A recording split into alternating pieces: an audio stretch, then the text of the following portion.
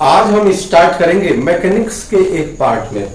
Mechanics का अलग अलग पार्ट है, जिसके पार्ट में एक सबसे महत्वपूर्ण पार्ट है ग्रेविटेशन के बारे में। आपने ग्रेविटेशन के बारे में पढ़ा होगा कि न्यूटन्स लॉ ऑफ मोशन, और न्यूटन ने ही ग्रेविटेशन पर एक कॉन्सेप्ट दिया था। उस कॉन्सेप्ट को समझेंगे। न्यूटन्स लॉ ऑफ मोशन 3 सभी लोगों ने पढ़ा है, और न्यूटन ने ही न्यूटन्स लॉ ऑफ ग्रेविटेशन हम पढ़ेंगे। तो ये इस ग्रेविटेशन पर क्या कॉन्सेप्ट है। सबको पता है कि पूरे यूनिवर्स में जितने भी प्लैनेट्स हैं, सैटेलाइट्स हैं, ये सारे के सारे एक दूसरे का चक्कर किस प्रकार से लगा रहे हैं। कोई न कोई ऐसा फोर्स है जिस फोर्स के थ्रू ये रुके हुए हैं। ऐसा नहीं होता कि पता चल रहा है कि कोई अर्थ का चक्कर लगा रहा है या अर्थ सन का चक्कर लगा रही है, तो पता चल रहा है कि कहीं गिरता नहीं है किसी के ऊपर। उसका कारण है कि किसी न किसी फोर्स से वो एक दूसरे को बांड किए हुए हैं, रखे हुए हैं, और वो एक निश्चित ऑर्बिटल में, फिक्स ऑर्बिटल में वो मूव करते रहते हैं, सैटेलाइट्स या प्लैनेट्स जो भी हैं। तो ये कौन से ऐसे फोर्स हो सकते हैं, इस पर न्यूटन ने पूरी तरह से अध्ययन किया, और अध्ययन करने के बाद इस नतीजे पर 1687 में 1687 में इस नतीजे पर वो पहुंचे कि एक फोर्स है जिसको हम न्यूटन फोर्स भी कह सकते हैं, या फोर्स ऑफ ग्रेविटेशन भी कह सकते हैं, ग्रेविटेशनल फोर्स कह सकते हैं, Newton's law of gravitational force भी कह सकते हैं। अब उन्होंने जब ये सोचा, तो उन्होंने सोचा कि जो यूनिवर्स में जितने प्लैनेट्स हैं, वो प्लैनेट्स हैं, सैटेलाइट्स हैं, उन सारे के ऊपर जो इंटरेक्शन होता है वो कितने फोर्स होते हैं। द ग्रेविटेशनल फोर्स एक इंटरेक्शन, दूसरा इलेक्ट्रोस्टैटिक फोर्स लगता है, तीसरा स्ट्रांग न्यूक्लियर फोर्स होता है, और चौथा द वीक न्यूक्लियर फोर्स होता है। इस प्रकार से तो उन्होंने सोचा। लेकिन जब दो ऑब्जेक्ट के बीच में न्यूटन्स लॉ ऑफ, आप देखिए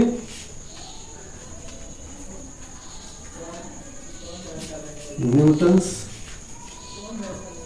law of gravitation, Newton's law of gravitation में कहा था कि यूनिवर्स में जो भी दो पार्टिकल हैं या दो ऑब्जेक्ट हैं जो मूव कर रहे हैं एक दूसरे के, और एक दूसरे के सिस्टम में ऐसे फिक्स हैं, तो दोनों के बीच में जो एक फोर्स लगता है जिसको हम ग्रेविटेशनल फोर्स भी कह सकते हैं, वो फोर्स उन दोनों ऑब्जेक्ट के लिए, उन दोनों ऑब्जेक्ट के लिए, ये देखिए ये दो ऑब्जेक्ट हैं M1 M2, वह फोर्स जो होता है इस दोनों ऑब्जेक्ट के लिए, इनके बीच में F is directly proportional to the product of the mass of both particle। जो फोर्स लगेगा वो दोनों पार्टिकल के मास का प्रोडक्ट होगा, और वो डायरेक्टली प्रोपोर्शनल होगा। दूसरी बात उन्होंने क्या कहा कि एक और इसमें कॉन्सेप्ट बनता है, बहुत सारे रिसर्च होते हैं, कहा कि जो फोर्स इनके बीच में लगेगा वो that force is inversely proportional to the square of the distance between both particle. Inversely proportional to the square of the distance between both particle. ये कहा कि इस यूनिवर्स में किसी भी प्रकार का ये मूवमेंट होगा तो इसी प्रकार का होगा, और यही इसी को उन्होंने कहा, डिफाइन कर दिया डेफिनेशन के रूप में, every particle of the matter in the universe attract to every other particle that is directly attract करता है, that is, और वो क्या होता है, अट्रैक्शन एक फोर्स होता है, that is directly proportional to the product of mass, या directly proportional to the product of mass of both particle and inversely proportional to the square of the distance between them, इनके square से। ये Newton's law of gravitation का ये जो concept उन्होंने दिया, और जब इन दोनों को कंबाइन कर दिया गया तो F is directly proportional to the M1 M2 by R square. ये समझाने के लिए हमने बताया कि किस प्रकार से न्यूटन ने अलग अलग बात को ये डिफाइन किया, और फिर जब इसको ये प्रोपोर्शनलिटी जो कांस्टेंट है जिसको G के रूप में उन्होंने लिखा, तो G M1 M2 by R square, ये तो फार्मूला न्यूटन ने दे दिया, G M1 M2 by R इसका है, where G is the gravitational constant. इसके लिए मेन पॉइंट हमें अगर लर्न करना हो, मेन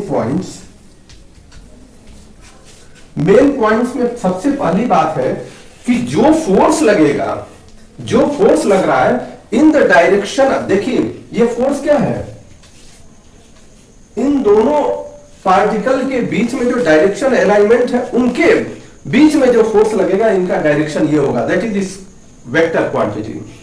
ये फोर्स का सबसे पहला पॉइंट। दूसरी बात, उन्होंने जो ग्रेविटेशनल कांस्टेंट की बात कही, तो gravitational constant G is equal to 6.67 into 10⁻⁻11 newton metre square पर केजी स्क्वायर। ये दूसरा, ये जो ग्रेविटेशनल कांस्टेंट है वो हमेशा ये कांस्टेंट रहेगा इन कंडीशन में। 6.67 इंटू 10⁻11 न्यूटन मीटर स्क्वायर पर केजी स्क्वायर, ये डिफाइन किया गया, निकाला गया है। आप फोर्स की वैल्यू M1 M2 की वैल्यू जिसमें अर्थ इत्यादि है उसको करने के बाद ये निकाला गया 6.67 into this newton metre square पर केजी स्क्वायर। देखिए कभी भी हमें फिजिक्स का एक सबसे बड़ी बात है कि हमारी यूनिट क्लियर होनी चाहिए। यूनिट ये होता है, अगर यूनिट सही नहीं होगा, ट्रू नहीं होगा, तो आपके अर्थ का अनर्थ हो जाएगा। साइंस के बच्चों को गलती करने का अधिकार नहीं होता, इसीलिए हम बार बार कहते हैं कि आपको कॉन्सेप्ट पहले समझना होगा। कारण कि अगर मान लीजिए हम यूनिट में ही थोड़ी सी गड़बड़ी कर दें तो इसका अर्थ कुछ और हो जाएगा। जैसे मान लीजिए कि हमें फोर्स की यूनिट न्यूटन है, फोर्स की यूनिट न्यूटन है, या केजी, आपने सुना केजी मीटर पर सेकेंड स्क्वायर है फोर्स की यूनिट। अगर केजी मीटर पर सेकेंड कर दें तो उसका अर्थ ही बदल जाएगा। न्यूटन मीटर कर दें, लगा दें, तो भी अर्थ बदल जाएगा। इसलिए यूनिट एकदम परफेक्ट होना चाहिए, तभी जाकर के यह हो सकता है। और इस कंडीशन में जो मेन पॉइंट समझने की बात है, उन्होंने कहा कि ये कंडीशन क्या है कि जब कोई भी ऑब्जेक्ट ऐसा है, इनके बीच में जो मीडियम है वो मीडियम को हम एक तरह से नगण्य मानते हैं कि अभी मीडियम इसमें नहीं है। जब हम हायर क्लासेज में जाएंगे तो मीडियम की बात कुछ और हो जाएगी। तो ये मेन पॉइंट है कि ये मीडियम इसके बीच में नगण्य है। अगली बात क्या है कि न्यूटन का जो फोर्स है, जब ग्रेविटेशनल फोर्स जो होता है वह यूनिवर्स के किसी भी दो पिंड के बीच में होता है, दो पार्टिकल के बीच में होता है, या दो ऑब्जेक्ट के बीच में होता है, यूनिवर्स में किसी भी। लेकिन अगर उसी में एक ऑब्जेक्ट या एक पार्टिकल या एक जो भी आप कह लीजिए कि जो एक दूसरे के बीच में फोर्स लगा रहे हैं, अट्रैक्शन कर रहे हैं, उसमें एक अर्थ हो जाए तो वहीं पर ग्रेविटी आ जाती है। उसी को हम ग्रेविटी भी कहते हैं कि एक पार्टिकल अगर अर्थ हो जाए तो अर्थ को हम एम मान लें इसके मास को, तो यही जी हो जाएगा, एफ हो जाएगा G into M E. M E हमने इसलिए लिख दिया, ई मीन्स अर्थ, और दूसरा पार्टिकल सेकेंड पार्टिकल मान लेते हैं m2 है बाई आर स्क्वायर। ये है, इसी पद को हम ग्रेविटी भी बोलते हैं, ग्रेविटी। और अगला जो मेन पॉइंट ये है कि जो डिस्टेंस है, डिस्टेंस आर जो है, इनके कॉन्सेंट्रिक मानना चाहिए कि जो वेट सारे ऑब्जेक्ट के वेट उसके सेंटर पर ही काम करते हैं, तो डिस्टेंस को हम वहां से सपोज करके चलेंगे, तभी जाकर के हम एग्जैक्ट वैल्यू निकाल पाएंगे। तो इस तरह से ये न्यूटन्स लॉ ऑफ ग्रेविटेशन का जो इंट्रोडक्शन पार्ट है, फर्स्ट पार्ट, इस पार्ट को हमें समझना चाहिए। और अगर हम छोटी छोटी चीजों को एकदम क्लियर करते जाएं, छोटी छोटी चीजों को एकदम परफेक्ट करते जाएं, तो निश्चित रूप से श्योर एंड सर्टेन फिजिक्स इतना आसान हो जाएगा कि आप आसानी से उसको समझ पाएंगे। और अगर छोटी छोटी चीजों को हम भूलते जाएंगे तो that is more tough, physics बहुत ही कठिन हो जाएगा, तो फिर आपके लिए समझना मुश्किल रहेगा। तो इसलिए आज